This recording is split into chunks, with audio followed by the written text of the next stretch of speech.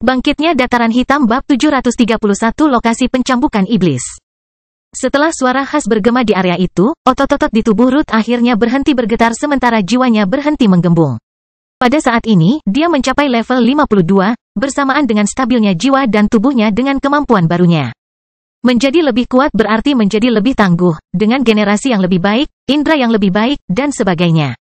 Jadi, saat ini, pacar Minos itu merasa cukup senang dalam meningkatkan karakteristiknya. Itu tidak sedrastis pembersihan spiritual selama tahapan kemajuan atau prosedur tertentu. Tetap saja, itu sudah cukup untuk membuat siapapun tersenyum. Oleh karena itu, ketika dia membuka matanya, dia sudah memiliki senyuman indah di wajahnya, melihat ke arah di mana Minos dan Abi berdiri. Selamat telah mencapai level 52, Ruth. Abi adalah orang pertama yang mengatakan sesuatu saat dia berdiri di samping Minos. Selamat, Ruth, kata Minos sambil menatap wanita berambut hitam di hadapannya, merasa senang. Dia mencintai Ruth, dan mungkin karena itu, dia merasa senang mengetahui bahwa wanita ini semakin kuat. Itu adalah perasaan yang memuaskan baginya, sesuatu yang sama baiknya seolah-olah dia telah mencapai prestasi yang dia ucapkan selamat kepada Ruth. Kalau terus begini, kamu mungkin akan mencapai level 53 sebelum kembali ke Flaming Empire.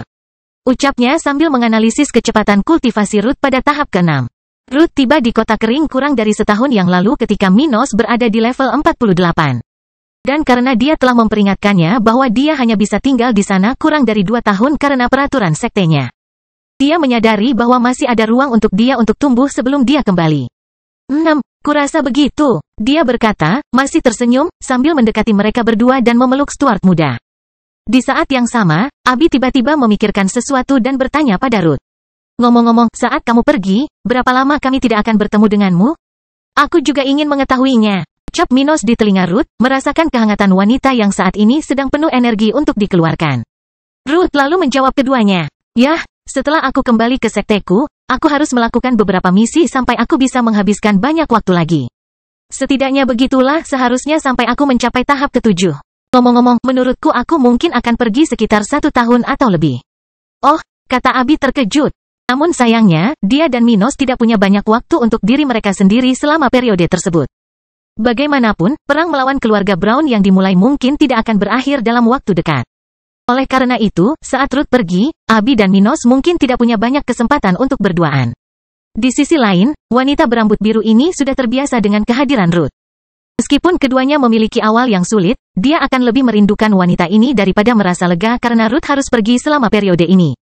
Pokoknya, aku mungkin akan kembali ke kota kering sebelum perang selesai, kata Ruth sambil tersenyum, sebelum melihat ke arah Abi dan bertanya. Bagaimana denganmu? Apakah kamu akan menjadi raja spiritual sebelum keberangkatanku? Ceka, aku sudah hampir sampai. Aku hanya perlu sekitar 2 atau 3 bulan lagi. Abi berkata sambil memalingkan wajahnya, tidak senang dengan nada bicara Ruth.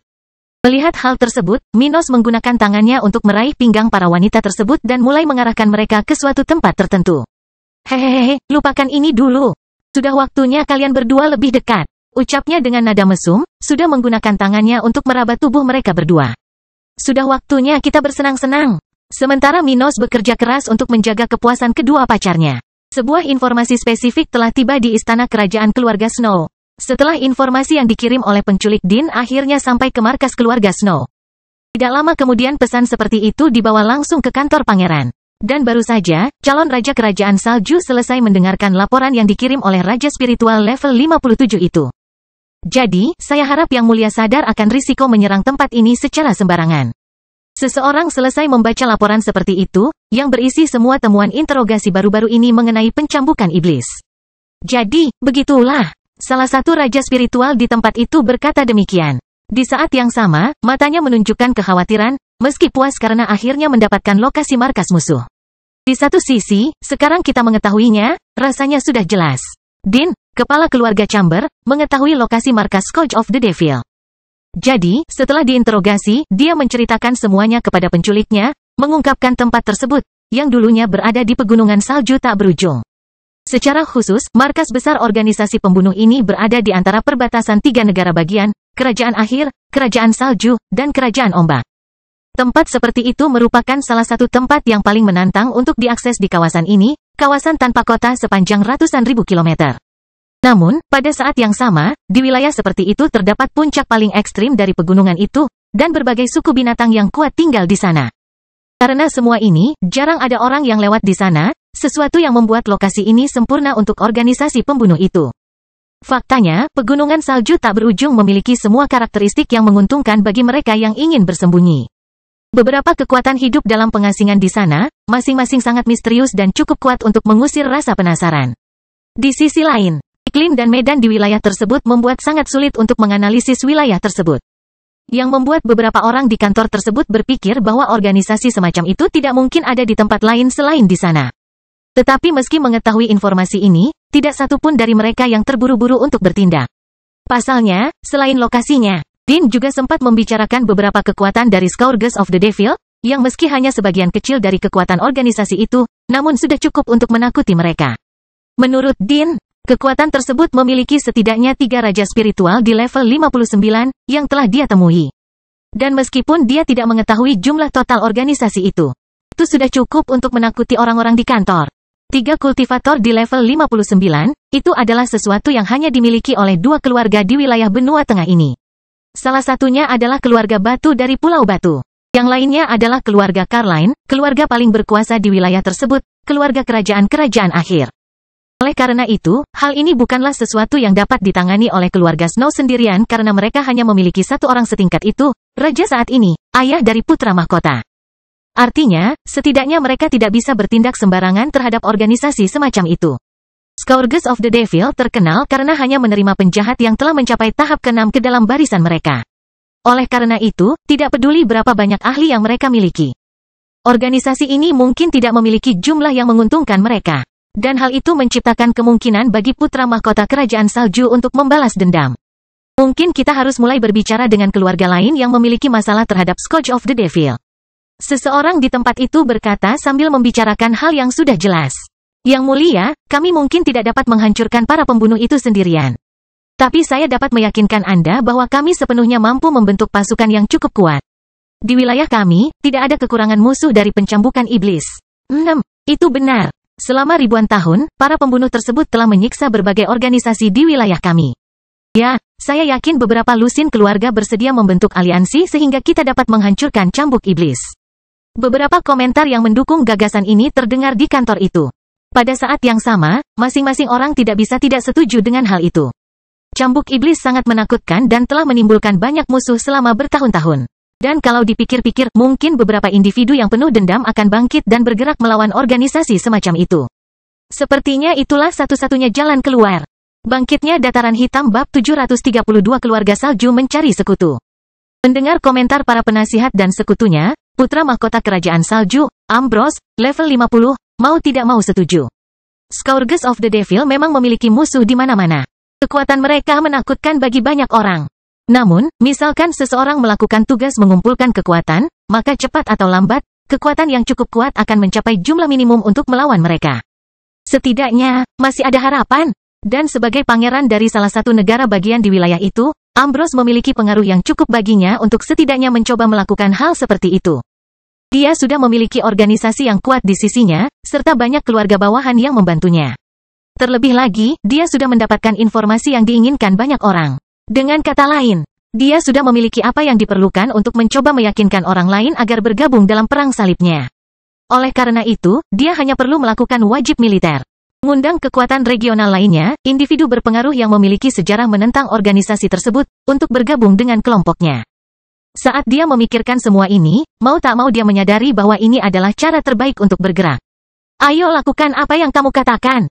Mulailah mencari orang-orang dan organisasi yang memiliki dendam terhadap pencambukan iblis, terutama mereka yang baru-baru ini mengalami kekalahan dari organisasi pembunuh tersebut. Mereka mungkin adalah orang-orang yang memiliki peluang terbesar untuk bergabung dalam perang salib kita. Dia dengan tenang, ucapnya sambil memegang bola emas kecil di tangannya. Tetapi pada dasarnya, siapapun yang menderita akibat tindakan para pembunuh terkutuk itu selama 300-500 tahun terakhir juga berpotensi membantu kita dalam beberapa hal. Tidak dapat dipungkiri bahwa mereka yang telah lama menderita kerugian adalah mereka yang kemungkinan besar tidak memiliki kebencian yang kuat terhadap organisasi tersebut sehingga menyebabkan mereka ikut dalam perjalanan berbahaya tersebut. Lagi pula, dendam akan selalu menjadi paling kuat setelah insiden yang menciptakannya. Tidak semua orang ingin membalas dendam setelah sekian lama atau bersedia mengambil risiko besar atas sesuatu yang mungkin terjadi berabad-abad yang lalu. Beberapa orang move on setelah kehilangannya dan membangun kehidupan baru. Namun bagaimanapun juga, beberapa orang bisa menjadi sangat dendam dan tidak bisa memaafkan, tidak peduli berapa lama waktu berlalu. Dan Ambrose mengandalkan sifat beberapa manusia ini untuk mendapatkan pendukung bahkan dari kelompok individu yang telah lama kalah dari organisasi itu. Tidak masalah jika hal seperti itu berubah menjadi bantuan langsung dari seorang spesialis atau dukungan keuangan. Dukungan apapun sudah cukup. Begitu seseorang memiliki dana yang cukup, mempekerjakan tentara bayaran regional tidaklah sulit, yang akan sangat membantu rencana Ambrose. Jadi, dia tertarik pada semua orang yang mempunyai masalah yang harus diselesaikan dengan para pembunuh itu. Di sisi lain, dia tidak terburu-buru. Dia ingin membalaskan dendam adiknya, tapi pemuda itu sudah meninggal beberapa bulan yang lalu. Dan membalaskan dendamnya sekarang, atau dalam 1 atau 2 tahun, tidak akan membuat banyak perbedaan. Yang paling penting adalah cepat atau lambat, hal itu akan terjadi. Dan mengingat keluarga Snow tidak memiliki masalah besar sesaat, Ambrose bersikap tenang dengan layanan persiapan ini. Kami akan mendapatkan nama-nama mereka yang terlibat dalam insiden dengan organisasi ini. Dan kemudian kami akan mengirim utusan ke keluarga dan individu paling berkuasa yang berpotensi untuk bergabung dengan kami. Sementara itu, saya ingin para spesialis di pengawal kerajaan saya mulai membuat persiapan untuk serangan skala penuh ke markas musuh. Setelah kita memiliki cukup orang untuk membantu kita, saya ingin rencana penyerangan siap.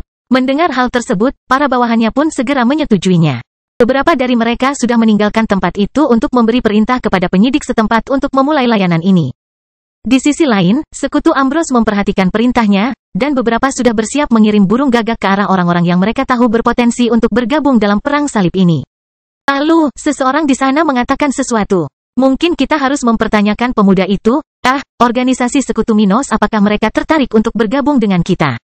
Kelompok putra mahkota kerajaan salju sudah mengetahui apa yang terjadi pada keluarga Chamber. Khususnya, kematian 6 orang yang melakukan perjalanan ke kota kuning untuk membalas dendam pada Minos. Mereka bahkan telah mengirimkan tim ke kota itu untuk mencoba berkomunikasi dengan Minos. Itu terjadi bahkan sebelum mereka mengetahui tentang tragedi Persephone. Artinya, setelah menerima komunikasi pertama dari penculik Din tersebut, mereka menjadi tertarik untuk mencari tahu apa yang mungkin terjadi di kota kuning. Jika Wallace selamat, yang kemungkinan besar mengingat kekuatan kelompoknya, keluarga Snow harus mengetahui jejak pria itu untuk menghukumnya atas kejahatannya. Namun setelah mengirimkan tim itu, mereka mengetahui tentang kejatuhan keluarga Chamber, serta kematian 6 orang tersebut. Dan karena melenyapkan kelompok seperti itu membutuhkan kekuatan yang besar. Mereka menilai Minos tidak sendirian dan mendapat dukungan yang kuat. Di sisi lain, pemuda seperti Minos mungkin tidak akan terlibat dalam konflik tingkat tinggi seperti itu. Jadi, dia mungkin masih hidup, dan mungkin dia bermaksud untuk menyelesaikan eliminasi Chamber. Bagaimanapun juga, mereka adalah musuh. Tapi untuk melakukan itu, dia mungkin harus menghadapi cambuk iblis. Organisasi ini pasti akan melindungi para buronan tingkat tinggi dari keluarga itu. Dengan begitu, bagi orang yang menyebutkan opsi itu, kekuatan di belakang Minos dan mereka sudah menjadi sekutu potensial. Itu ide yang bagus, raja spiritual lain di kantor itu berkomentar. Tapi dia segera mengurangi kegembiraan orang-orang di sana yang tertarik dengan hal ini. Tetapi menurut saya tidak mudah menemukan organisasi itu. Mungkin Minos berada di kota kuning beberapa bulan yang lalu. Tapi bagaimana dengan sekarang? Apakah seseorang yang berbakat seperti dia akan tinggal di tempat seperti itu?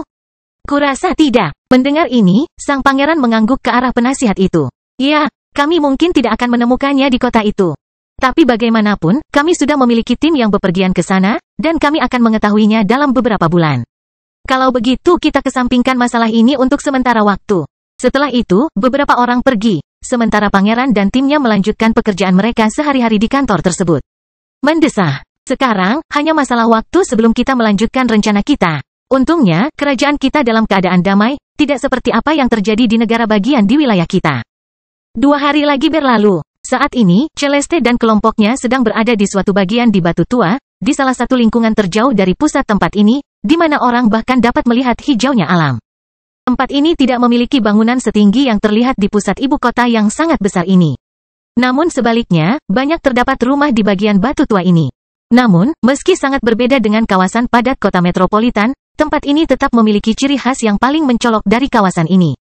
Itu adalah medan yang kasar, penuh pegunungan dan bebatuan di dekatnya. Bagaimanapun, Celeste dan kelompoknya berada di tempat sepi di ibu kota Pulau Batu. Mereka berdiri di sebuah rumah kecil dan sederhana, di mana salah satu dari mereka terus-menerus mengawasi jalan melalui celah tirai. Setelah beberapa hari di kota ini, mereka hampir sepanjang waktu tinggal di tempat ini, di dekat tempat keluarga Nash memasang jebakan terhadap anggota inti keluarga Allen. Dan hari ini, akhirnya tiba waktunya bagi mereka untuk bertindak. Kepala keluarga Nash dan beberapa petinggi organisasi itu telah meninggalkan markas besar mereka beberapa hari yang lalu. Dengan tujuan untuk menarik perhatian musuh-musuh mereka. Dan akhirnya pada hari ini, salah satu tetua dari keluarga Allen telah memberikan sinyal kepada kelompok Celeste. Menandakan bahwa musuh sudah bergerak. Oleh karena itu, Celeste dan ketiga anggota keluarga Stokes sudah berdiam diri di tempat itu, diam-diam menunggu target mereka. Sambil memperhatikan jalanan sepi itu dengan cemas. Seseorang datang, yang paling lemah di sana mengatakan ini dengan suara rendah, memperingatkan teman-temannya akan kedatangan tamu. Berapa banyak orang dalam kelompok mereka? Bangkitnya Dataran Hitam bab 733 penyergapan. Mendengar pertanyaan Celeste, orang itu terdiam sejenak sambil tetap mengamati kelompok sasarannya. Rombongan itu kini memasuki jalan itu, masing-masing orang menaiki binatang buas yang tampak seperti harimau berbulu oranye. Dan menyadari bahwa tidak ada orang lain yang bersama kelompok itu, dia menjawab letnan tentara Dataran Hitam itu. Lady Celeste, ada 6 orang dalam kelompok musuh. 2 orang yang menjadi sasaran kami dan 4 orang lainnya, yang tampaknya adalah anggota keluarga Allen dan Collins. Dia berkomentar sambil mengamati simbol-simbol pada pakaian atau baju besi orang-orang itu. Oh, sepertinya mereka sedang mempersiapkan sesuatu yang besar. Yang terkuat dari ketiga tetua keluarga Stokes berkomentar ini, karena dia berpikir bahwa tidak ada seorang pun di bawah level 54 yang akan menemani kelompok dengan orang-orang kuat seperti itu. Lagi pula, dalam pertempuran di mana yang terkuat berada di dekat akhir tahap ke-6, orang yang lebih lemah dari itu mungkin akan menghalangi atau terbunuh hanya oleh serangan yang tersisa. Jadi, meskipun dia berada sangat jauh dari target sehingga dia tidak dapat merasakan fluktuasi spiritual mereka, pria ini dapat mengetahui bahwa kelompok tersebut memiliki kekuatan yang besar. Ya, umpannya sepertinya berhasil dengan baik. Celeste berkomentar setuju, menyadari bahwa kelompok ini mungkin ingin melenyapkan fondasi keluarga Nash dalam satu gerakan. Kepala keluarga Nash dan para tetua yang menemaninya kalah jumlah dengan kelompok yang diawasi oleh tim Celeste. Karena itu, wanita ini menyadari bahwa pihak lawan bertindak seperti yang dia harapkan, mencoba bergerak menuju tempat umpan itu berada, dengan kekuatan yang cukup untuk memusnahkan mereka. Minos dan Ellen telah merencanakan kelompok Nash untuk memulai beberapa operasi di daerah dekat lokasi ini. Di mana para kepala keluarga ini akan bertindak seolah-olah mereka sedang mempersiapkan sesuatu secara rahasia. Namun karena Allen dan Nash sedang berperang, hampir mustahil untuk menjaga rahasia tentang orang-orang berpengaruh yang meninggalkan markas mereka.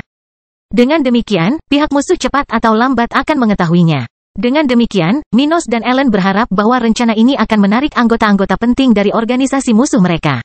Yang sedang berupaya menghilangkan pilar-pilar House Nash, pilar-pilar yang selalu rentan di tempat ini.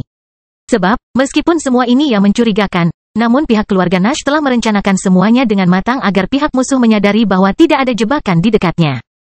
Mereka tidak menempatkan susunan spiritual apapun di sekitarnya, seolah-olah hal itu hanya berdampak kecil pada orang-orang di akhir tahap ke-6, hal itu masih dapat menyebabkan beberapa gangguan. Tentu saja, mengingat arah yang dijual secara regional. Lagi pula, tidak banyak susunan yang dijual yang bisa menipu atau bahkan menimbulkan masalah mematikan bagi musuh keluarga Nash. Namun di sisi lain, selain mahal, barang-barang tersebut juga tidak sulit dikenali. Jadi, meskipun mereka tidak ingin menarik perhatian musuhnya, keluarga Nash tidak akan menggunakan benda seperti itu di area sekitar. Di sisi lain, kehadiran kelompok Celeste di lokasi ini sudah cukup untuk membuat penyelidik musuh mereka menyadari bahwa anggota inti keluarga Nash bukannya ada di sini tanpa pengawasan. Tapi hanya kultivator level 54 dan 55 saja tidak cukup untuk menakut-nakuti orang di tahap akhir ke-6. Jadi, alih-alih berjaga-jaga dari musuh karena kehadiran kelompok Celeste di sini.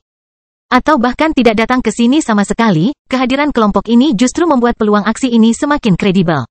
Lagi pula, sangat masuk akal untuk melakukan sesuatu yang kritis dan memposting pengamatan yang cukup kuat untuk bertindak. Oleh karena itu, rencana ini telah sampai pada momen ini, di mana target kelompok Celeste sedang menuju ke arah umpannya. Baiklah, bersiaplah, Celeste berkomentar pada ketiganya dengan suara rendah. Kami akan menyerang segera setelah pihak lain mencapai tujuannya. Meneguk, baiklah, dan kemudian mereka berempat mulai bergerak, mengikuti di belakang target mereka hingga ke jalan di mana mereka tidak terlihat. Sementara itu, di area di mana keempat anggota keluarga Miller berada. Di lokasi ini, sang patriark dan 3 individu terkuat dari keluarga Nash berada di dalam sebuah ruangan di tengah area pertambangan di lingkungan tersebut.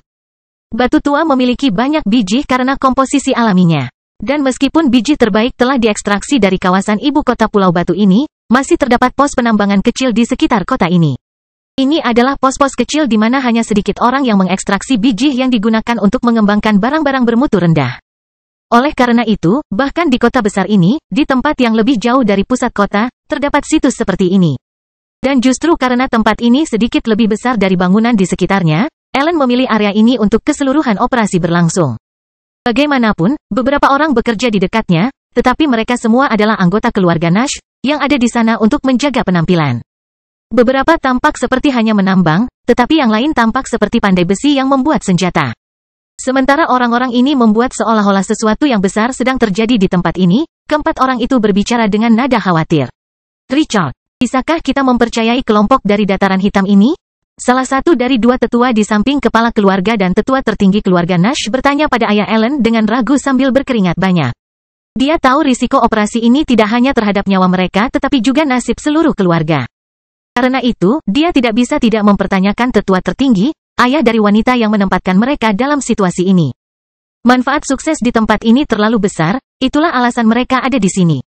Namun saat momen penentu semakin dekat, keraguan terus mengalir di benaknya, tidak hanya pada pria ini tetapi juga semua orang di sana.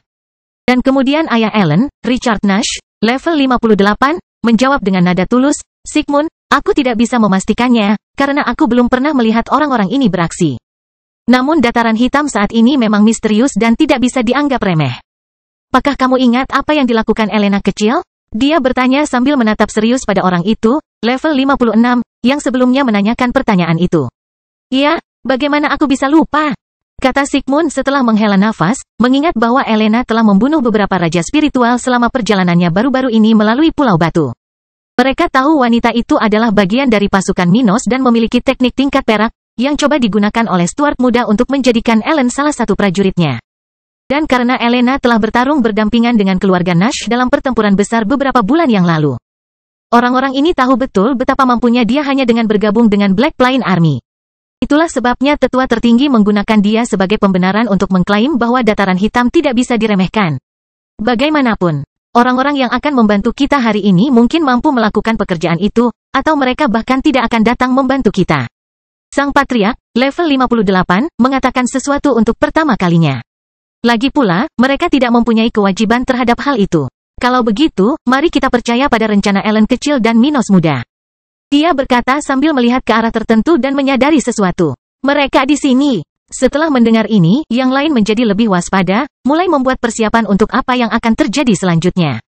Kalian semua, kami punya tamu. Salah satu dari mereka berteriak, memperingatkan anggota keluarga di luar ruangan itu untuk bersembunyi secepat mungkin. Di sisi lain, sang patriark melihat ke arah bahu Richard, di mana ada lengannya yang hilang, dan berkata, cobalah tetap di belakang kalau terjadi sesuatu. Mendengar hal tersebut, Richard merasa sedikit kasihan atas cedera yang dideritanya dalam pertempuran besar beberapa bulan lalu. Hal seperti itu bahkan membuat senang mencapai level 58 pada periode itu. Namun dia paham bahwa menjadi beban adalah nasib terburuk yang bisa dia alami di tempat ini. Karena itu, dia tidak mengeluh atas nasihat Marvin, ayah muda Luke. Ayo, bangkitnya dataran hitam bab 734 ini akhirmu. Dalam sekejap mata, keempat anggota keluarga Nash dikelilingi oleh 6 individu yang kelompok Celeste lihat sebelumnya. Tidak banyak pertahanan di area ini. Lagi pula, tempat ini tidak dirancang untuk menarik perhatian, sesuatu yang sulit dicapai jika terdapat banyak barisan atau orang-orang tingkat tinggi di sekitarnya. Tapi itu juga bukan tempat yang tidak terlindungi sama sekali. Artinya, meskipun postingan ini terlihat lemah, agar tempat ini terdengar lebih realistis, diperlukan beberapa perangkat.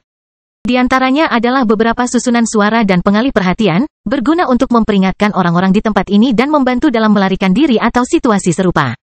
Dan ketika Raja Spiritual musuh menyerbu tempat ini, tidak butuh waktu lama bagi barang-barang ini untuk mulai bekerja dengan kapasitas total.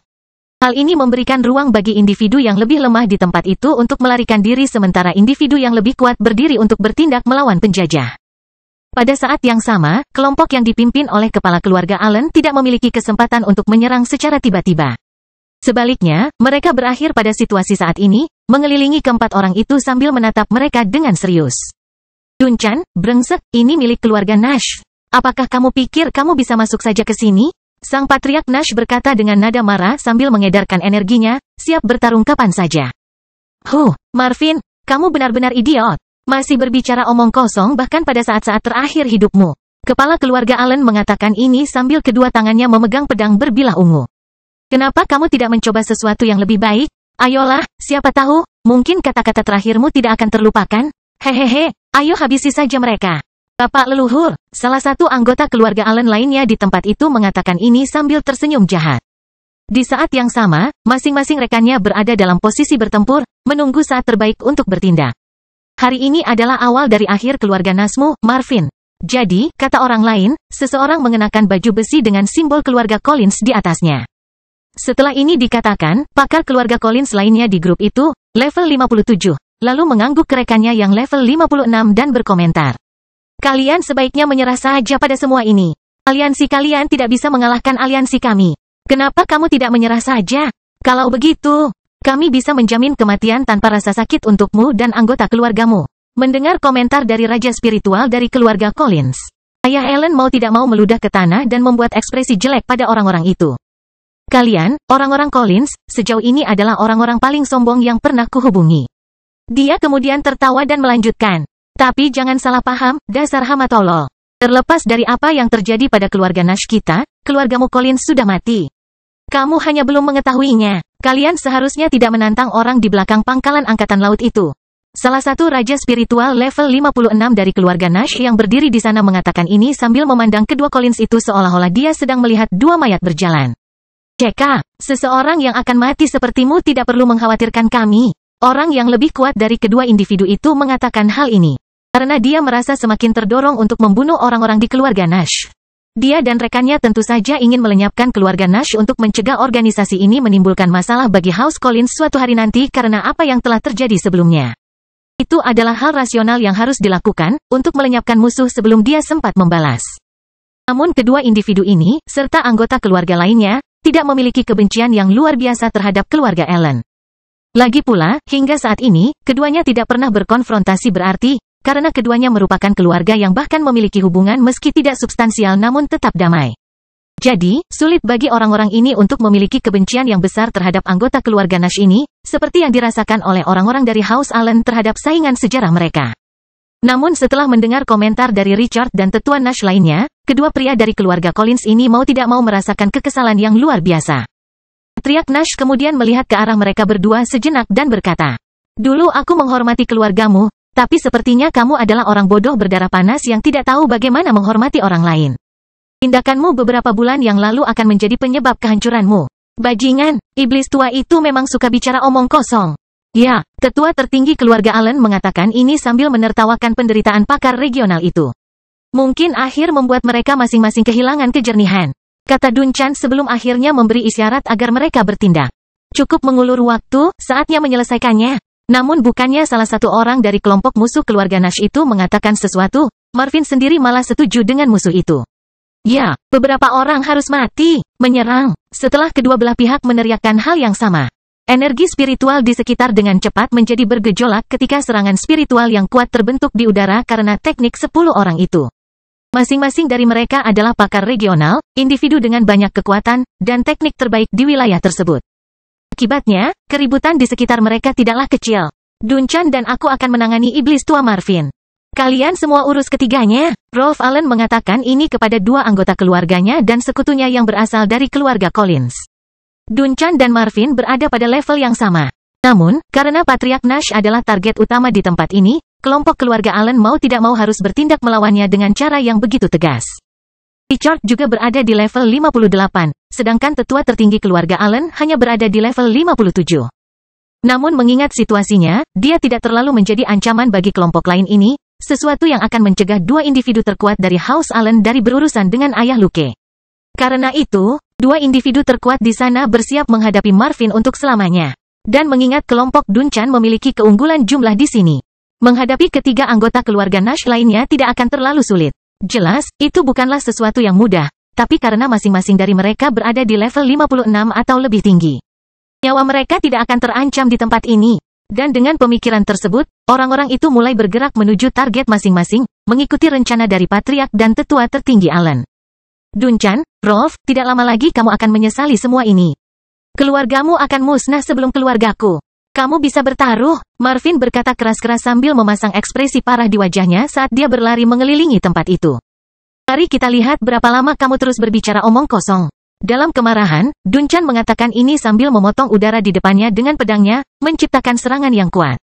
Jika menurutmu keempat orang itu bisa membantumu, kamu salah. Dia tahu bahwa ada beberapa raja spiritual di sekitar tempat ini karena keluarganya telah mengetahui keberadaan beberapa ahli di sekitar daerah ini. Tapi apa yang bisa dilakukan oleh dua raja spiritual level 55 dan dua raja spiritual level 54 terhadap kelompok mereka? Menurut Patriark Allen, keempat orang itu bahkan bisa meningkatkan kesulitan misi melenyapkan eselon atas House Nash. Namun dia tidak pernah merasa bahwa orang-orang seperti itu dapat membahayakan nyawa dia dan teman-temannya. Perbedaan level tidak mudah diatasi. Karena itu, dia membuat komentar itu dengan percaya diri. Di sisi lain, saat mereka beraksi di sini, raja spiritual lainnya dari aliansi keluarga Allen juga berada di area sekitar untuk menangani keempatnya. Pada saat yang sama, setelah orang-orang ini dilenyapkan, pasukan keluarga Allen akan mengambil kesempatan untuk menyerang seluruh anggota keluarga Nash. Akibatnya, Patriark ini sekarang menjadi percaya diri saat dia menari dengan pedangnya, bertarung bersama Rolf melawan Marvin. Namun ketika dia dan kelompoknya mulai menekan pemimpin keluarga Nash, sebuah suara tertentu bergema di tempat itu, membentuk arus udara yang deras ke beberapa arah. Kosongkan tinju, bangkitnya dataran hitam bab 735 kejutan yang tidak menyenangkan. Saat kelompok keluarga Allen mulai menekan pihak musuh, tiba-tiba arus vakum yang kuat melintasi area itu, menuju ke arah dua pemimpin keluarga itu, Dunchan dan Rolf. Masing-masing serangan ini berbentuk kepalan tangan raksasa, yang bahkan lebih cepat dari kecepatan suara, dan dari mana ia melewatinya, meninggalkan suara khas udara yang didorong dengan keras. Pada saat yang sama, ketika tampaknya badai akan segera terjadi, orang-orang di sana akhirnya menyadari serangan tersebut, dengan reaksi kegembiraan dan ketakutan. Itu karena serangan seperti itu sangat kuat sehingga sesuai dengan kekuatan yang ditunjukkan oleh para bangsawan di wilayah ini yang telah mencapai level 58. Akibatnya, kedatangan orang seperti itu di tempat ini sangat buruk bagi sebagian orang di sini. Namun hal ini hanya berlaku bagi orang-orang dalam kelompok keluarga Allen karena Richard dan teman-temannya sudah menduga hal seperti ini akan terjadi. Jadi, mereka senang mengetahui bahwa Minos telah mengirimkan seseorang yang kompeten untuk membantu mereka. Tapi saat semua orang di sana menyadari bahwa seseorang yang kuat telah tiba di tempat itu, serangan sebelumnya dengan cepat mencapai targetnya, tidak memberikan kesempatan bagi mereka berdua untuk menghindar. Kekuatan. Sebelumnya, kedua raja spiritual itu memulai pertempuran mereka melawan Marvin. Karena itu, dan juga serangan yang diluncurkan secara tiba-tiba. Tak satu pun dari mereka punya waktu untuk menghindar. Dan kemudian, tidak lama kemudian suara penderitaan pertama bergema di tempat itu. Karena Rolf sangat menderita akibat serangan yang diterimanya tepat di bagian tengah punggungnya. Hal seperti itu telah mempengaruhi dirinya lebih dari apa yang terjadi pada Dunchan karena ada perbedaan satu tingkat antara dia dan kepala keluarga. Akibatnya, karena terkejut oleh serangan Celeste, tetua tertinggi ini tidak beruntung, dan beberapa tulang rusuknya patah. Pada saat yang sama, dia terlempar ke depan, jatuh tertelungkup ke tanah. Adapun Dunchan, meski dia tidak terlalu menderita akibat serangan Celeste, dia merasakan kedua lengannya mati rasa sebagian. Sementara itu, dia terseret mundur beberapa meter karenanya. Aib! Siapa yang melakukan itu? Patriark Allen berteriak dengan marah ketika dia menarik tangannya keluar dari formasi pertahanan yang berhasil dia buat untuk mempertahankan diri dari serangan Celeste. Serangan yang dia terima sama kuatnya dengan serangannya. Namun saat pria ini mengungkapkan rasa sakitnya, orang-orang yang menyerang ketiga anggota keluarga Nash lainnya di tempat itu mundur beberapa langkah, memberi ruang bagi ketiganya. Sementara itu, mereka sudah melihat ke arah tempat empat orang berlari, sudah siap untuk bertindak melawan pendatang baru jika diperlukan. Mereka hanyalah raja spiritual level 54 dan 55. Jadi, siapa yang melancarkan serangan terakhir itu? Salah satu dari dua utusan keluarga Collins memikirkan hal itu sambil melihat ke arah kelompok Celeste. Orang-orang ini, aku mengenal mereka dari suatu tempat. Dari mana aku mengenal mereka? Apa yang terjadi di sini? Siapa yang melancarkan serangan sebelumnya? Namun sementara orang-orang itu bingung dengan semua ini, Marvin dan ketiga temannya merasa jauh lebih baik melihat orang-orang itu. Hahaha, mari kita lihat siapa yang akan mati sekarang, si tua bangka. Richard berkata sambil mencoba menjauhkan diri dari keempat lawannya, menuju ke arah Rolf. Aku akan mengambil nyawamu, kutu. Namun Rolf tidak bisa berkata apapun kepada pria itu karena serangan awal Celeste telah membuatnya merasakan sakit yang luar biasa di tulang rusuknya. Kalian berdua, bertarung bersama dengan Stokes untuk menduduki keempatnya. Marvin berkata dengan keras ketika dia berbicara kepada kedua tetua yang berdiri di sana bersamanya dan Richard. Richard, Nona Celeste, dan saya akan menangani keduanya. Dan dengan begitu, Kedua tetua keluarga Nash itu tidak membutuhkan waktu lama untuk mulai berlarian di sekitar tempat itu sehingga ketiga anggota keluarga Stokes mempunyai kesempatan untuk bergabung dengan mereka. Sekarang situasinya telah berubah, giliran mereka untuk mengepung lawan mereka. Tapi saat Celeste dan ketiga orang itu berpisah, berlari ke arah yang berbeda. Patriark Allen menatap wanita itu dengan ekspresi yang benar-benar gelap. Kaulah yang menyerangku, ucapnya dengan marah, sudah bersiap mengambil tindakan terhadap wanita itu. Tapi Celeste tidak peduli dengan apa yang ingin dikatakan orang ini padanya. Sebaliknya, dia hanya berkonsentrasi pada tekniknya, berlari dengan kecepatan penuh ke arah pria itu, sambil bersiap menghadapi orang ini. Serangan pertamanya telah melukai tetua tertinggi Allen. Karena itu, orang seperti itu mungkin bisa ditangani oleh ayah Allen, bahkan jika tetua tertinggi keluarga Nash kehilangan satu lengannya. Dengan itu, Celeste bisa fokus menghilangkan target utama misi ini sambil memanfaatkan bantuan dari Patriark Nash. Tuan Marvin, seranglah bersamaku, Celeste berkata sambil meletakkan kedua tangannya di atas satu sama lain secara paralel sementara cahaya merah muncul di sana dengan cepat. Penghancuran bintang, dia kemudian melompat ke depan dengan kekuatan besar, mencapai jarak beberapa meter antara kakinya dan tanah, menuju Duncan. Saat dia melakukannya, teknik yang baru saja dia aktifkan semakin besar, bersinar semakin terang, seolah-olah akan meledak kapan saja. Dia kemudian meluncurkan serangannya ke arah target tersebut, menggunakan sejumlah besar energi. Jalang, kamu pasti bercanda, Duncan berpikir dalam benaknya, merasakan serangan kuat yang dilancarkan Celeste padanya. Tapi dia tidak lebih lambat dari wanita itu. Jadi, dia segera mengaktifkan pertahanannya saat dia bergerak mencoba menghindari serangan seperti itu, bersiap untuk menggunakan teknik pedangnya ketika dia memiliki kesempatan terbaik. Jangan lupakan aku, Marvin sungguh-sungguh ucapnya sambil menyatukan kedua tangannya setinggi dada dan mengedarkan energinya. Segera setelah suara ayah Luke terdengar di area itu, lusinan anak panah muncul di tubuhnya, masing-masing bersinar dalam warna kehijauan, bergetar seolah-olah berada di ambang ledakan kekuatan. Dan kemudian, dua serangan kuat mengarah ke Duncan, membuat pria ini merasa sangat tidak bahagia saat ini. Sialan pengecut, dia mengatakan ini dengan ngeri, karena dia merasa tidak enak karena jebakan musuh telah menipunya. Namun sembari mengungkapkan kemarahan dan ketakutannya yang besar terhadap apa yang akan terjadi selanjutnya, ia segera melancarkan serangan kuat ke arah bola terbakar yang dikirimkan ke arahnya. Dia tidak bisa mempertahankan diri terhadap serangan Marvin dan Celeste secara bersamaan.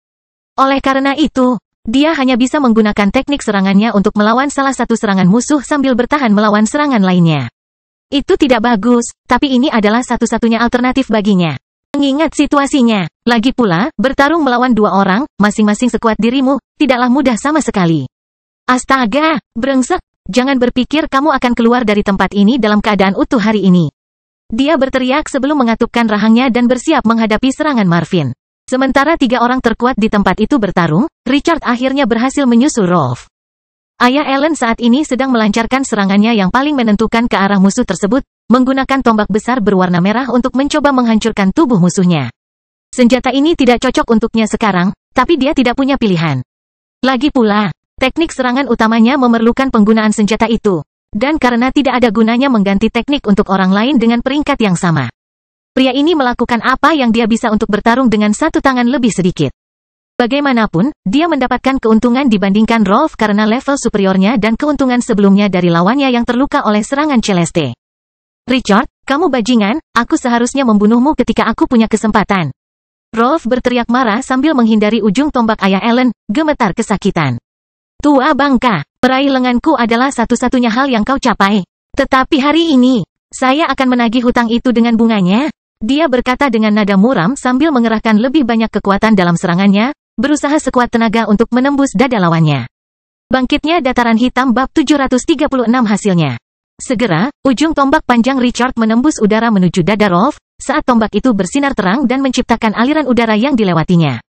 Pada saat yang sama, sasaran serangan ayah Allen adalah membuka matanya dengan sangat ketakutan, hampir sampai matanya terlepas dari rongga matanya.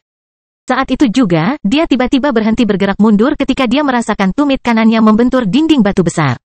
Sial! Aku menemui jalan buntu. Jadi, dia berpikir dalam sekejap ketika dia menyadari bahwa musuhnya telah menempatkannya dalam situasi ini tanpa dia sadari. Dan memang benar, harus melawan lawan yang levelnya lebih tinggi darinya saat dia terluka, merasakan banyak kesakitan, telah mengalihkan sebagian perhatiannya. Karena itu, dia masuk dalam rencana Richard, menempatkannya dalam posisi yang sangat berbahaya saat ini.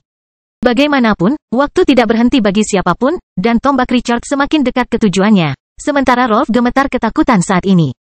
Matilah, bajingan, brengsek. Akhirnya, Rolf berteriak putus asa, menggunakan seluruh energi yang tersisa di tubuhnya untuk mencoba mengaktifkan teknik pertahanannya sekali lagi. Namun, tidak masalah apakah dia mampu bertahan dari serangan ini atau tidak. Begitu hal seperti itu terjadi, kematian adalah satu-satunya hal yang dapat ia harapkan, apapun hasilnya. Begitu seseorang benar-benar kelelahan, siapapun dengan level yang sebanding dapat dengan mudah melenyapkan orang tersebut. Oleh karena itu, bahkan membela diri dalam situasi ini tidak akan memperbaiki situasi Rolf sama sekali. Dan dia sangat menyesali hal itu. Dia akhirnya berteriak tanpa menahan diri, menyebabkan suaranya menyebar hingga ratusan meter jauhnya. Pada saat itu, ujung tombak Richard telah menembus pertahanan terakhir pria itu dan kemudian menembus armor dan kulit hingga mengenai jantung targetnya. Merasakan hal ini, Rolf meletakkan kedua tangannya pada bagian gagang tombak yang menekannya ke dinding untuk menghentikan senjatanya. Namun kekuatan satu tangan Richard sudah lebih signifikan dari apa yang dimiliki Rolf saat ini. Jadi, tombak itu perlahan-lahan terus menembus jantung pria itu hingga ujungnya menembus punggungnya. Pada saat ini, Rolf akhirnya berhenti berteriak ketika darahnya mulai mengucur dari mulutnya sementara beberapa bagian tubuhnya bergetar. Dia menatap jauh ke dalam mata Richard seolah siap memberikan ancaman terakhirnya, mungkin mengutuk orang yang menjadi saingannya selama ratusan tahun ini. Tapi kegelapan kematian telah menyelimuti tetua tertinggi keluarga Allen, saat matanya terus menatap mata Richard, tapi dia tidak bisa lagi melihat. Menyadari keadaan tak bernyawa di mata orang di depannya, ayah Allen tidak butuh waktu lama untuk menarik kembali tombaknya, melepaskan pria di depannya. Kemudian tubuh Rolf yang tak bernyawa perlahan-lahan jatuh ke tanah, awalnya dia berlutut, hingga gravitasi setempat menariknya seluruhnya ke tanah. Dia akhirnya mati, dan melihat genangan darah mulai terbentuk di bawah tubuh itu, Richard tidak berkata apa-apa dan hanya memperhatikan orang itu beberapa saat. Setelah itu, dia meninggalkan orang tersebut begitu saja dan menuju ke tempat keempat musuh itu bertarung melawan para tetua keluarga Nash dan Stokes. Sekarang giliranmu, dasar Colin sialan. Dalam sekejap mata, beberapa menit telah berlalu sejak awal konflik itu. Saat ini, dari 6 orang yang datang ke tempat ini dalam upaya menyelesaikan perbedaan mereka dengan pemimpin keluarga Nash, hanya 2 orang yang masih hidup. Selain tetua tertinggi keluarga Allen, 2 tetua lainnya yang menemaninya dan Patriark Duncan telah meninggal tidak lama setelah Richard bergabung dalam pertarungan lainnya. Namun setelah kematian ketiga orang tersebut, kelompok Richard, kedua tetua Nash, dan ketiga tetua Stokes hanya berhasil melenyapkan yang paling lemah dari kedua anggota keluarga Collins. Orang-orang seperti itu adalah yang terkuat di tempat ini, selain 2 pemimpin keluarga Allen, tentunya. Dan sejak Richard berhadapan dengan Rolf di awal pertarungan, 5 orang yang menghadapi 4 lawan di sana menderita hampir sama seperti lawannya. Akibatnya, setelah ketiga orang itu pergi, kelompok Richard kesulitan menghadapi kedua Collins tersebut, hanya berhasil membunuh yang paling lemah di antara mereka, level 56, setelah beberapa menit. Namun semua pertempuran itu bukannya tanpa pengorbanan. Selama seluruh pertempuran, dari awal hingga saat ketika hanya ada 1 Collins yang masih hidup di tempat ini. 2 orang dari keluarga Stokes dan 1 dari keluarga Nash menerima pukulan keras.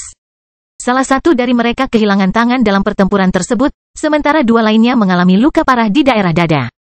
Karena itu, hanya tetua tertinggi Nash, salah satu tetua dari keluarga yang sama, dan anggota House Stokes lainnya yang tersisa bertarung saat ini melawan individu level 57 itu. Di sisi lain, Celeste dan Marvin baru saja menyelesaikan pertarungan mereka melawan Patriark Allen. Setelah berjuang keras untuk individu itu, Celeste dan Marvin berhasil melemahkannya semakin banyak. Sementara mereka tidak terlalu menderita selama pertarungan. Tapi Duncan Allen memang petarung yang tangguh dan telah memberikan beberapa kerusakan pada mereka berdua. Sampai-sampai meskipun nyawa mereka tidak dalam bahaya, mereka berdua harus hidup dengan kenangan pertarungan itu di kulit mereka. Setidaknya begitulah yang akan terjadi selama beberapa waktu.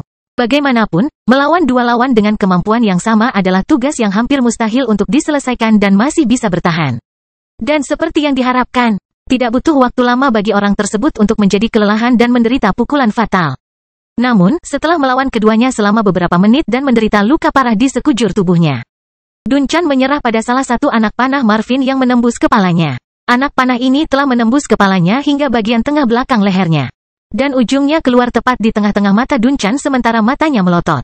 Namun hanya Celeste yang pernah melihat ekspresi seperti itu ketika akhirnya tubuh pria itu terjatuh tertelungkup ke tanah. Setelah mengakhiri kehidupan Patriark Allen, Marvin dan Celeste tidak membuang waktu. Setelah memastikan kematian orang tersebut, keduanya bergegas menuju pertempuran terakhir. Kekuatan. Itulah akhir dari dirimu, bajingan Collins. Richard berkata dengan semangat sambil merasakan sakit di sekujur tubuhnya. Pada saat yang sama, dua orang lain di sana, satu di level 56 dan satu lagi di level 55, terus menyerang orang itu dari samping sementara kotoran, darah, dan keringat bercampur di pakaian mereka. Kurang ajar kau, kata orang yang selamat itu dengan nada penuh dendam dan kebencian. Kalian orang-orang celaka, biarpun aku mati di sini. Tidak akan lama lagi seluruh kerajaan ombak mengincar keluargamu. Raja masa depan, Pangeran Charles, akan membantai kalian semua. Dia gila-gilaan, katanya sambil berpegang pada pemikiran bahwa dia setidaknya akan dibalaskan. Bagaimanapun, organisasi di balik pangkalan di dataran hitam itu mungkin berasal dari luar wilayah dan tidak dapat mencampuri urusan dalam negeri setempat. Namun di sisi lain, keluarga Walker merupakan organisasi regional yang berhak bergerak menuju pulau ini. Jadi, pria ini yakin bahwa semua orang ini akan segera mati ketika Charles mengambil alih kekuasaan sebagai raja negara paling berkuasa di wilayah tersebut. Tapi sebelum dia punya kesempatan untuk membuat ancaman lagi, serangan semi-transparan berbentuk kepalan tangan menembus udara di tempat itu, menuju ke bagian belakang kepala orang ini. Kamu banyak bicara omong kosong. Celeste berkomentar dengan suara rendah, tepat ketika dia melihat serangannya menghantam kepala orang itu dengan keras. Saat itu juga, dia lelah karena dia tidak hanya bertarung melawan Duncan tetapi juga beberapa musuh yang mencoba menghalangi jalannya ke sini. Tetap saja, musuhnya lebih buruk daripada dirinya, ditambah lagi kemampuan bertarungnya lebih unggul dari musuhnya. Jadi, saat serangannya mengenai kepala orang itu, suara yang mirip dengan suara semangka yang jatuh dari ketinggian ke tanah bergema di tempat itu. Kemudian, kepala orang itu meledak berkeping-keping, mengakhiri hidupnya. Bangkitnya dataran hitam bab 737 perang tidak menunggu siapapun. Ketika tubuh Raja Spiritual level 57 itu akhirnya jatuh ke tanah, semua orang di sekitar menghela nafas lega karena pertempuran telah berakhir. 2 dari 8 orang yang hidup di tempat ini hanya kelelahan, tanpa luka parah di tubuhnya. Namun di sisi lain, 3 orang di sana, meski tidak berisiko kehilangan nyawa, namun mengalami luka yang sedemikian parah sehingga kehidupan mereka mulai saat ini harus berbeda. Entah karena ada bagian tubuh mereka yang hilang atau kerusakan yang parah, mereka hampir tidak bisa mengobatinya di wilayah ini. Akibatnya, mereka sekarang harus hidup dengan kemampuan bertarung di bawah tingkat budidaya mereka. Begitulah kasus kedua tetua keluarga Stokes dan tetua keluarga Nash yang sebelumnya mengundurkan diri dari pertempuran yang terjadi di tempat ini. Adapun 3 orang yang terus bertarung melawan Raja Spiritual level 57 hingga serangan Celeste, masing-masing dari mereka terluka parah dan hampir kelelahan. Namun dengan bantuan medis setempat, pil, dan istirahat beberapa minggu, mereka akan pulih seperti sebelum pertarungan tersebut. Dengan itu, lebih banyak orang yang terluka di sana tidak bisa menahan diri. Sebaliknya, setelah melihat mayat orang itu tergeletak di tanah, mereka segera duduk di titik yang berbeda, merilekskan tubuh mereka dari ketegangan yang selalu ada selama pertempuran. Fiuh, ini akhirnya berakhir. Tapi itu jauh lebih sulit dari yang kita bayangkan.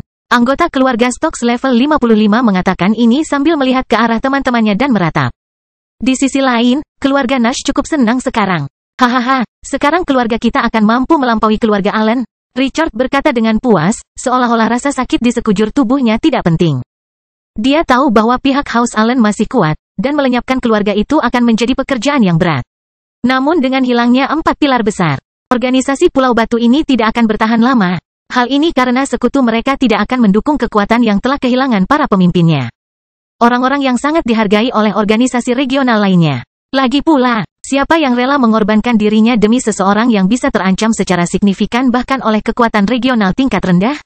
Artinya, keluarga Allen masih memiliki banyak raja spiritual. Namun tidak satu pun dari mereka yang sekuat sebagian besar patriark keluarga bangsawan regional. Sebagian besar patriark keluarga bangsawan di wilayah ini setidaknya berada pada level 56. Tapi keluarga Allen baru saja kehilangan 4 individu dengan kekuatan minimum pada atau di atas level tersebut. Oleh karena itu, meskipun tidak mudah untuk melenyapkan sisa keluarga ini, sebenarnya keluarga bangsawan daerah manapun dapat menimbulkan masalah serius bagi mereka. Oleh karena itu, kemungkinan besar sejak berita kematian orang-orang itu tersiar dari sini, banyak sekutu organisasi itu perlahan-lahan akan meninggalkan perahu keluarga Allen. Dan meskipun beberapa orang mempunyai perjanjian yang mungkin memaksa mereka untuk bertindak bahkan dalam situasi seperti ini, hal itu tidak terlalu berarti bagi keluarga Nash pada saat ini. Hanya ada 4 keluarga bangsawan tingkat tinggi di Pulau Batu, di antaranya keluarga Nash dan Nell, yang merupakan sekutu. Di luar mereka ada keluarga Allen, yang baru saja mengalami pukulan ini. Jadi, satu-satunya keluarga yang tersisa adalah organisasi pandai besi, mirip dengan keluarga Elena. Rumah bangsawan seperti itu berada di pihak aliansi keluarga Allen, tetapi mereka tidak memiliki prajurit tingkat tinggi. Akibatnya, tidak ada raja spiritual di atas level 56 di antara sekutu keluarga Allen, membuat mereka rentan terhadap aliansi keluarga Elena. Oleh karena itu, meskipun Richard tahu tidak mudah atau cepat menghabisi keluarga Allen, dia tertawa puas.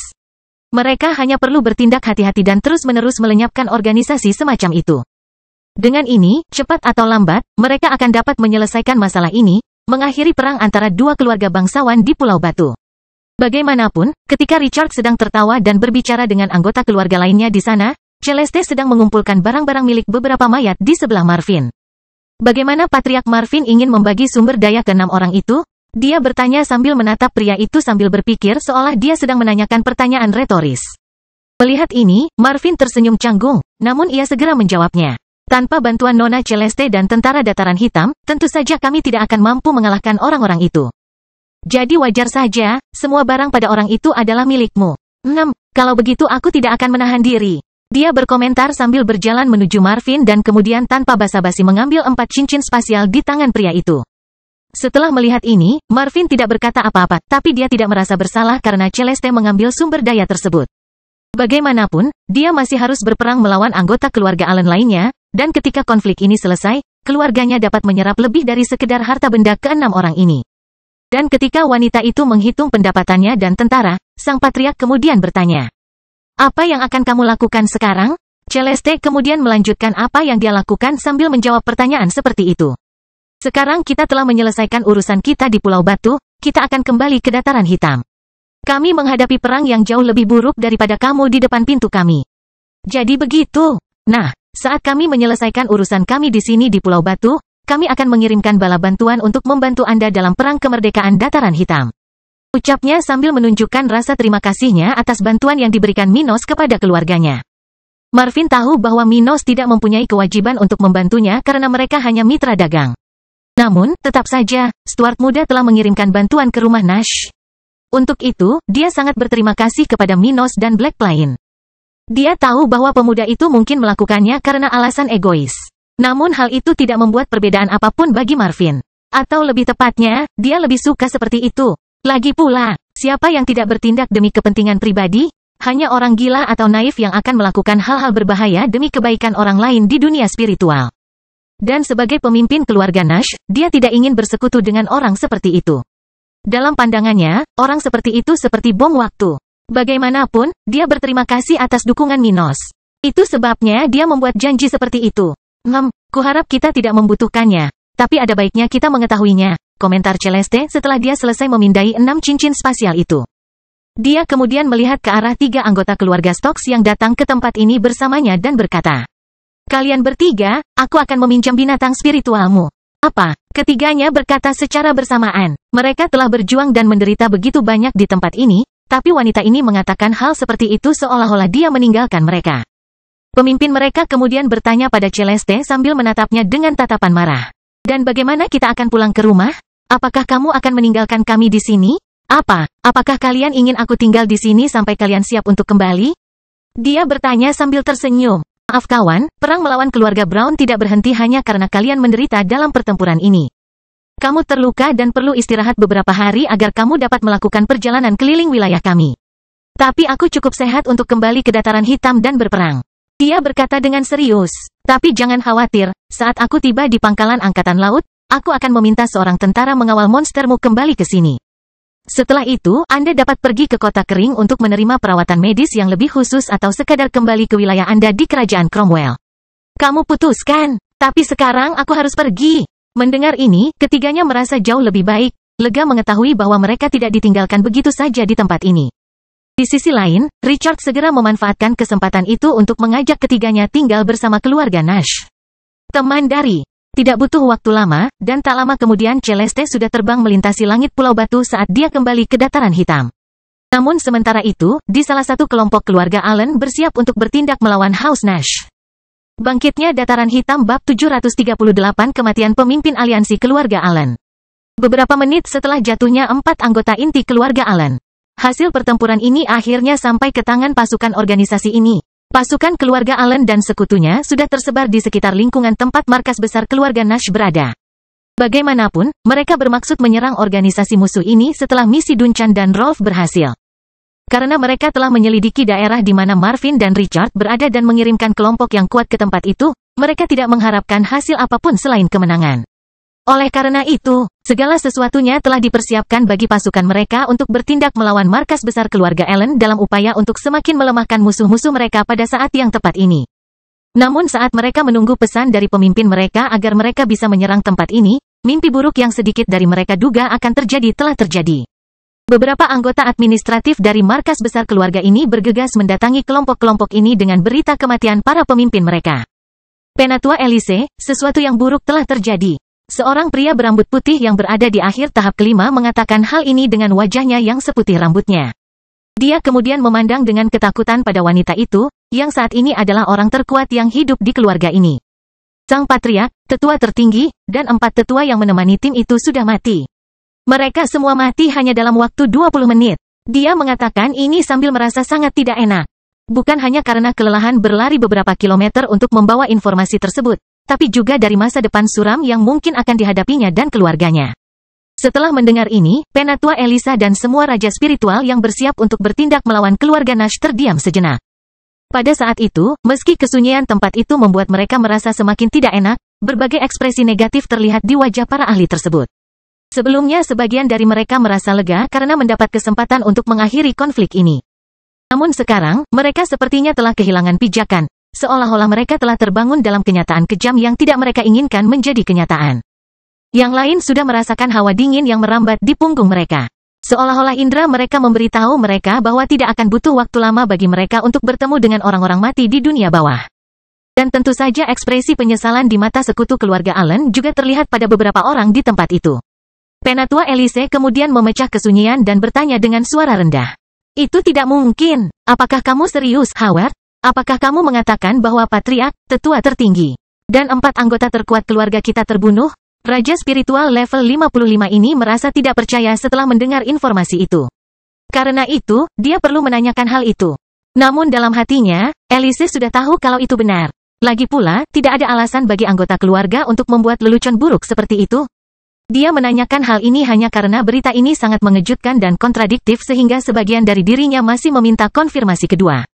Sayangnya, Penatua Elise, itu adalah kebenarannya. Pria sebelumnya berkomentar dengan nada ketakutan, berkeringat banyak. Kedua tetua yang seharusnya bersama kelompok sekutu di sekitar tempat itu adalah orang pertama yang tanda jiwanya terhapus. Tetapi tidak lama kemudian, tetua tertinggi dan 2 tetua lainnya yang termasuk dalam kelompok patriark itu jatuh secara berurutan, dengan hanya beberapa detik antara kematian mereka. Sang patriark adalah orang terakhir yang jatuh. Dia menggambarkan apa yang dia lihat di ruangan tempat lampu jiwa dari anggota keluarga terkemuka itu berada.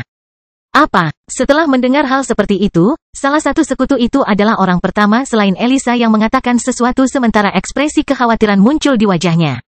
Apakah itu berarti kelompok Pearl juga telah tersingkir? Meneguk, Tuan Lonnie, saya tidak tahu pasti karena kami tidak memiliki tanda jiwa anggota keluarga lain. Tapi karena tidak ada yang kembali dari misi itu, kami berasumsi mereka semua mati. Orang seperti itu berkomentar setelah menelan ludahnya ketakutan, melihat orang itu, salah satu kepala keluarga dari keluarga menengah dari Pulau Batu yang tergabung dalam aliansi House Allen. Mendengar ini, tidak hanya pria itu tetapi sekutu House Allen lainnya di sana pun terpikat. Dengan firasat buruk, beberapa sudah bersiap untuk meninggalkan tempat itu. Di tempat ini terdapat orang-orang dari beberapa keluarga bangsawan lokal dan sekutu luar, seperti dalam kasus keluarga Collins, yang memiliki raja spiritual level 55 dalam kelompok ini. Karena beberapa dari kekuatan ini telah mengirimkan anggotanya untuk membantu kelompok Duncan, mereka sudah sangat khawatir tentang apa yang mungkin terjadi pada anggota keluarga mereka. Kelompok Duncan pada dasarnya terdiri dari tim terdepan, 6 orang yang menyerah pada aksi gabungan kelompok Celeste dan Marvin. Namun kelompok raja spiritual lain di daerah itu ditugaskan untuk menangani kelompok Celeste yang telah diidentifikasi sebelumnya. Namun kelompok itu juga telah menyerah pada tangan Celeste saat dia dan kelompoknya bergegas menuju lokasi pertarungan utama. Dan karena beberapa dari orang-orang itu adalah orang-orang berpangkat tinggi di keluarga-keluarga yang bersekutu dengan House Allen. Para perwakilan itu mau tidak mau merasa gelisah dengan kemungkinan bahwa semua orang itu telah meninggal. Beberapa dari mereka bahkan adalah suami atau istri dari orang-orang di tempat ini. Di sisi lain, saat sekutu tersebut buru-buru meninggalkan tempat itu, semua anggota keluarga Allen berada dalam kondisi depresi.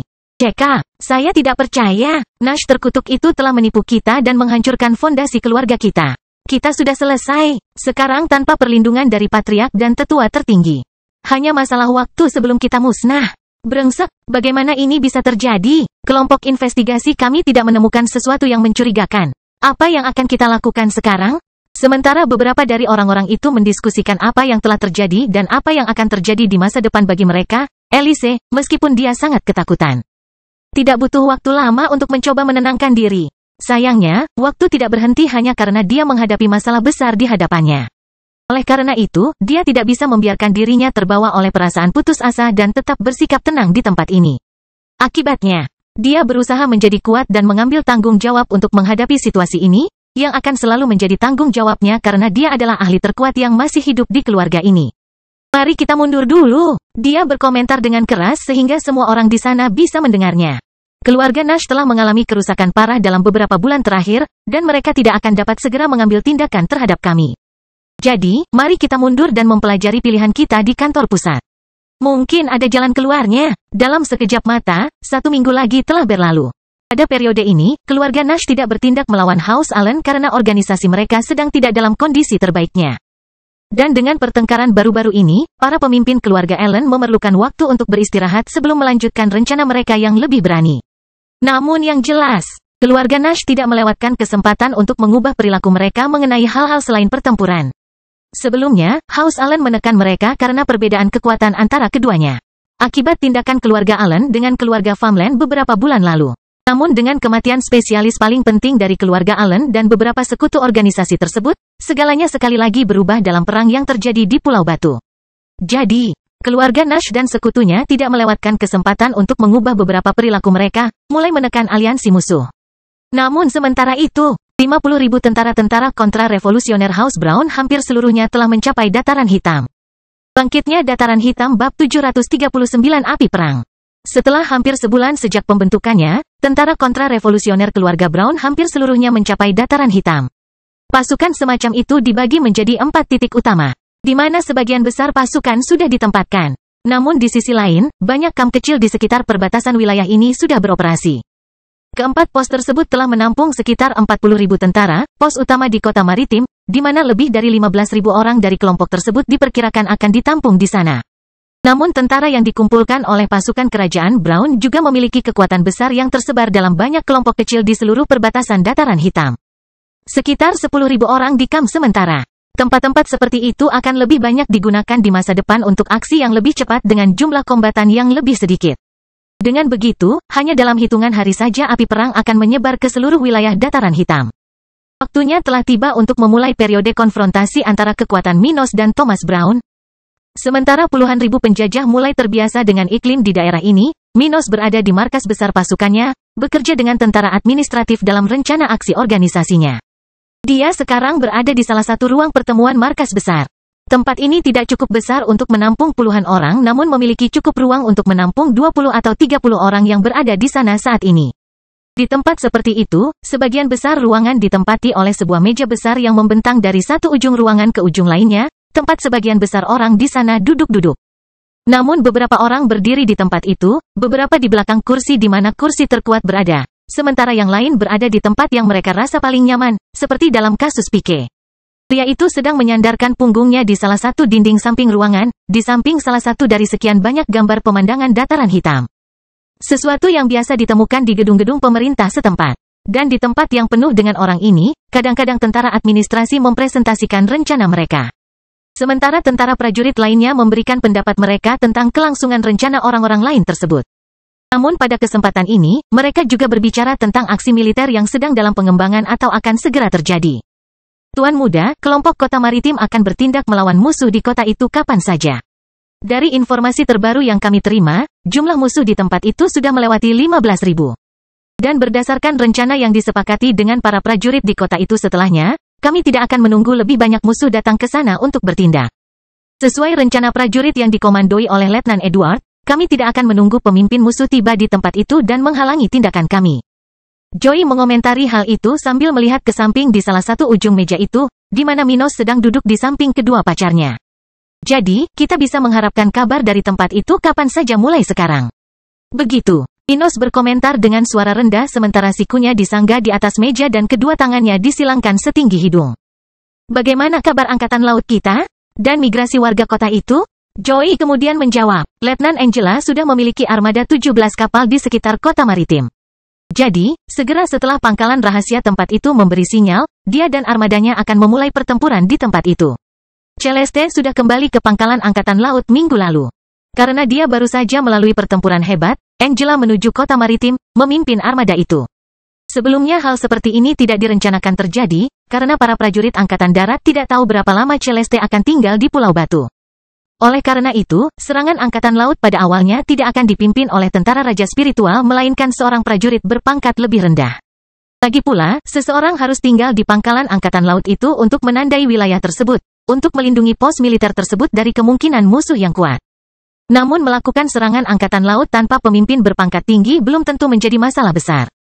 Itu karena, di wilayah benua tengah ini, pertempuran semacam itu lebih bergantung pada bagaimana senjata kapal perang digunakan dibandingkan pada level orang yang memimpin armada tersebut. Tanpa kemampuan terbang, akan sulit bagi tentara di tingkat manapun untuk berperang di laut lepas. Bahkan ada kemungkinan bagi para pembudidaya untuk bertarung dengan meluncurkan teknik ofensif mereka dalam jarak jauh atau menggunakan pertahanan mereka untuk melindungi kapal. Namun pertempuran dengan cara ini sangat tidak efisien dan sangat merugikan awak kapal perang tersebut. Oleh karena itu, memiliki pemimpin tingkat tinggi tidak akan memberikan banyak perbedaan dalam peperangan laut lokal. Jadi, tentara belum menjadwalkan raja spiritual untuk menemani kelompok itu. Tapi karena Celeste telah kembali dari Pulau Batu cukup awal untuk tinggal di markas menggantikan Angela, wanita lain ini bergabung dengan kelompok tersebut. Lagi pula, meskipun dia tidak perlu bergabung dengan grup ini, itu tidak berarti dia tidak bisa berbuat apa-apa. Paling tidak, dia bisa berpisah dari pasukan di kapal-kapal itu dan segera bergabung dalam pertempuran yang akan terjadi di kota maritim, di mana kekuatannya pasti akan sangat membantu. Di sisi lain, karena kapal perang tentara dataran hitamlah yang akan memulai serangan, akan ada lebih banyak ruang baginya untuk membantu dalam pertempuran. Serangan terhadap kota maritim harus dimulai dari laut. Itu karena jika sesuatu yang aneh terjadi di kota, armada pengawal kerajaan-kerajaan Brown akan segera menyadari hal seperti itu. Ketika ini terjadi, mereka dapat menyerang kota itu dengan sekuat tenaga dan membunuh ribuan warga dan tentara sebelum armada Angela sempat melakukan apapun. Sebaliknya, jika penyerangan dimulai dari laut, maka pasukan di darat tidak bisa berbuat apa-apa untuk membantu angkatan lautnya. Sebaliknya, mereka bahkan mungkin menjadi sedikit rentan pada saat seperti itu, mengira mereka akan diserang dari laut. Namun meski mereka tidak mempertimbangkan hal ini, jebakan di sekitar kota itu dapat diaktifkan dengan sangat cepat. Jadi, meski musuh Minos menyadari bahwa mereka telah jatuh ke dalam jebakan, itu sudah terlambat. Dan itulah rencana aksi terbaik untuk konfrontasi di kota maritim. Alasannya konfrontasi harus dimulai dari laut. Dan peluang Angela akan lebih besar lagi dalam situasi seperti itu. Adapun warga kota itu, ada sekitar 200.000 orang di sana saat ini. Dan lebih dari 70% di antaranya telah menerima usulan program upaya perang, yang dipikirkan oleh para prajurit di pangkalan rahasia itu. Mereka berada di daerah yang jauh dari tempat jebakan kita dan tempat kemungkinan terjadinya pertempuran. Jadi, kami berharap sebagian besar dari mereka bisa selamat dari konflik di kota itu. Sedangkan sisanya, kami hanya bisa berharap mereka tidak mati dan mempunyai kesempatan untuk bermigrasi ke kota kami di masa depan, kata Joey setelah selesai berbicara tentang situasi di kota itu. Yah, angkanya lumayan, komentar Minos, tidak peduli dengan kemungkinan korban jiwa di tempat itu. Dia ingin sebanyak mungkin orang untuk bertahan hidup karena kemungkinan terbesarnya adalah orang-orang tersebut akan bergabung dengan kotanya setelah konflik di tempat itu. Dan itu akan sangat baik baginya. Tapi Minos percaya pada kebebasan individu. Lantas, jika ada orang yang ingin mati di tengah baku tembak, lalu apa yang bisa dia lakukan? Dia pastinya tidak akan berhenti bertindak hanya demi orang-orang itu. Dia tidak menginginkan kematian orang asing atau orang tak bersalah. Meski begitu, dia tidak akan gagal untuk memilih tindakan terbaik bagi pasukannya hanya karena akan ada korban jiwa di antara penduduk setempat. Adapun berapa banyak orang tak berdosa yang akan mati karena tindakan ini, jumlah orang yang diselamatkan akan lebih signifikan. Orang-orang di kota itu sudah dalam bahaya karena keluarga kerajaan-kerajaan Brown telah memilih tempat seperti itu sebagai markas pasukan mereka. Namun, di sisi lain, tidak bertindak di kota maritim demi populasi tersebut akan menyebabkan masyarakat kota kering menghadapi risiko yang lebih besar di masa depan. Dan karena kota kering sudah memiliki populasi yang lebih besar dibandingkan kota lainnya, jumlah orang yang diselamatkan oleh tindakan ini akan jauh lebih besar daripada jumlah korban jiwa. Oleh karena itu, Minos merasa yakin akan bahaya yang dihadapi mereka yang memilih tetap berada di tengah baku tembak. Jika beruntung, mereka akan selamat. Minos lalu menatap Dilian yang duduk sangat dekat dengannya dan berkata, "Baiklah, mari persiapkan staf rumah sakit umum untuk menerima prajurit yang akan terluka dalam pertempuran ini." Bangkitnya Dataran Hitam bab 740 tanggapan dari tentara Dataran Hitam. Saya juga ingin Anda bersiap menerima warga terluka yang akan datang dari kota maritim. Anda harus merencanakan penutupan jalan samping rumah sakit umum dan membangun tenda di dekatnya sehingga kita memiliki lebih banyak ruang, kata Minos sambil melihat ke arah Dilian. Kelompok Minos tidak tahu berapa banyak orang terluka yang akan tiba di kota kering dalam beberapa hari ke depan. Namun jumlah tersebut mungkin lebih tinggi dari kapasitas lokal karena puluhan ribu orang dari kota tersebut memutuskan untuk tetap berada di tengah baku tembak. Bagaimanapun, Minos ingin kotanya memiliki kapasitas sebesar mungkin untuk menyelamatkan nyawa orang-orang yang tiba di sini. Bagaimanapun, orang-orang ini akan menjadi tenaga kerja yang penting bagi pembangunan lokal. Oleh karena itu, ada baiknya menyelamatkan siapapun yang tiba di kota ini. Namun rumah sakit umum tidak dapat menerima semua orang yang akan tiba dalam beberapa hari ke depan. Jadi, Minos ingin membangun tempat sementara tersebut di sisi bangunan itu. Hal ini akan memberikan ruang bagi lebih banyak orang untuk dirawat secara bersamaan tanpa memadati bagian dalam rumah sakit, di mana kasus yang paling parah akan mendapat prioritas. Di sisi lain, tindakan Minos ini tidak akan mempengaruhi perawatan para prajurit yang terluka dalam konflik tersebut. Itu karena para prajurit yang akan bertempur di kota maritim pada dasarnya adalah orang-orang yang berada pada tahap kelima. Namun penduduk yang akan tiba di sini sebagian besar adalah orang-orang yang berada di bawah tahap ini. Oleh karena itu, kedua kelompok tersebut membutuhkan tenaga ahli dengan tingkatan yang berbeda, sehingga memungkinkan keduanya dihadiri secara bersamaan tanpa merugikan satu sama lain. Terakhir, kumpulkan pil kelas 1 yang dikumpulkan tentara dalam beberapa tindakan terakhir, khususnya pil penyembuhan, dan bawa ke rumah sakit umum. Kami akan memberikannya kepada orang-orang yang tiba di sini dan mereka yang berada dalam bahaya kematian terbesar. Mendengar hal tersebut, Dilian mengangguk ke arah Minos, menyetujui perintah pemuda tersebut. Baik Tuan Muda, kami sudah menunggu perintah itu, jadi tidak akan sulit bagi kami untuk melakukan semua ini. Rencana Minos adalah yang terbaik karena sebagian besar pil kelas 1 ini tidak banyak berguna bagi tentara, khususnya yang berjenis penyembuhan. Itu karena tentara tingkat rendah tidak diperbolehkan meninggalkan kota kering. Akibatnya, hampir tidak ada dari mereka yang membutuhkan pil yang berfokus pada penyembuhan, seperti pil yang Minos ingin investasikan pada warga yang berasal dari kota maritim. Oleh karena itu, kerugian tentara dalam aksi ini akan minimal. Di sisi lain, konflik di kota maritim mungkin akan menghasilkan banyak dampak bagi Dataran Hitam. Setidaknya puluhan kali lebih banyak daripada investasi yang bersedia dilakukan Minos pada warga yang terluka yang akan tiba di sini dalam beberapa hari mendatang. Karena itu, Dilian setuju dengan rencana Minos, dan tentara lain di sana menganggap tindakan seperti itu sangat berharga. Setelah mereka selesai berbicara tentang kota maritim, Abi yang berada di sebelah Minos berbicara berikutnya, membawa informasi mengenai kelompok musuh yang ditempatkan di dekat kota kuning. Baru-baru ini, kami menerima pesan dari keluarga Miller bahwa 10.000 tentara dari tentara kontra-revolusi keluarga Brown berkemah 205 km selatan, 50 km barat kota kuning. Katanya, terkadang menatap tentara di depannya di meja itu, terkadang ke Minos. Keluarga Silva memimpin pos ini. Otis Silva sendiri yang memimpin kamp itu, berada di bawah pemimpin tertinggi keluarga Brown, London, komandan tentara kontra-revolusi. Juga, termasuk Otis Silva, ada 16 raja spiritual di tempat itu. Dia menyebutkan jumlah yang hampir seluruhnya diwakili oleh orang-orang dari keluarga Silva. Faktanya, hanya satu dari orang-orang itu yang bukan, setidaknya bukan lagi, bagian dari keluarga Otis, melainkan House Brown, Jenderal Silva. Oh, jadi, lelaki tua itu ada di tempat seperti itu? Sepertinya itu mungkin kelompok pertama yang mencoba bertindak melawan kita. Di sisi lain, kondisi untuk menghadapi kelompok itu tidak mudah bagi kami. Beberapa tentara di ruangan itu mengomentarinya, sementara beberapa sudah menganggap kelompok ini sebagai salah satu kelompok yang paling sulit dilawan. Karena berada di sebuah kamp antah berantah, akan sulit untuk menggunakan strategi yang mirip dengan yang digunakan di kota maritim oleh tentara di bawah komando Edward di tempat seperti itu. Dan akibatnya, tidak mudah untuk bertindak melawan kelompok itu.